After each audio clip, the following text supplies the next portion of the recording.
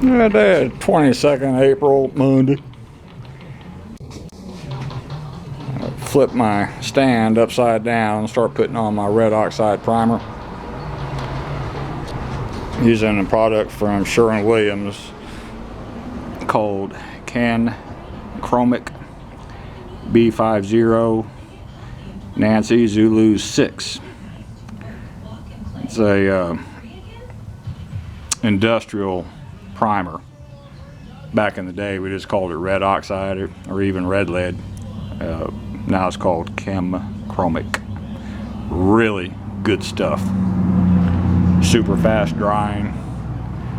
The metal doesn't have to be shiny clean, just nothing loose or dusty, and it'll stick. And then any oil-based paint will stick to it. So I got the thing rotated upside down, doing the underside. It'll dry to the touch in 30 minutes. Then I'll rotate and do the other side. And of course, before I did this, I got the wire wheel out and my chip and hammer and knocked all the slag off my welds. Video from the other day, they were just absolutely butt ugly. I'll be the first one to admit that. But it was all slag and flux. Now this thing is upside down, but these things here will support a plywood shelf when it's rotated right side up. For the paperwork, manuals, if I take tooling off to do box flanges and stuff like that, I have a place to put my stuff. So I should be able to rotate, get the other side, and then let that dry to the touch, rotate, and then do my underside forward blue, and then that might shut me down for the day because the blue paint dries slower.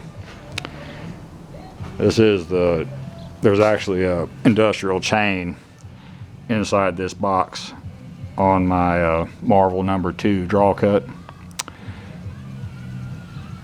Prime application for my John Deere corn head grease. So before this thing gets put up, that's exactly what I'm going to do. I got gear oil in there now. I think it's 140 weight. And then I'll pop the cover and then put in my John Deere corn head, probably 2 tubes, 28 ounces. And this is where the nameplate and serial number and such from Marvel used to be. It's not there now. And it's got U.S. government property decal on it. So I got this thing from the government surplus auction. Actually, it was in the dumpster. They were going to throw it away. And I asked them if I could give them scrap value. I think I gave them 20 bucks for it. He said, yeah, that's fine. And so I got it for 20 bucks. They loaded it in my truck. It is kind of heavy. It's got this real nice base for it with a lifting jack to stabilize. That's what that yellow thing is. Love this thing. Absolutely love that thing. It'll never be sold. So, unless y'all want to, you can sit here with me and watch paint dry. I did find my welding skull cap. I was actually using it to hold replacement heads and guide rollers for my plasma cutter, which is pretty damn stupid on my part. But anyway, this is what I was looking for. Took it home last night, hand washed it real quick, ran it through the dryer, brought it back up here. And let me find a place to put that damn thing so I lose it again. I'll probably put it in the cabinet with my welding hoods and gloves. That sounds like it might be a good spot. I'm just guessing. Let me do that right now before I forget.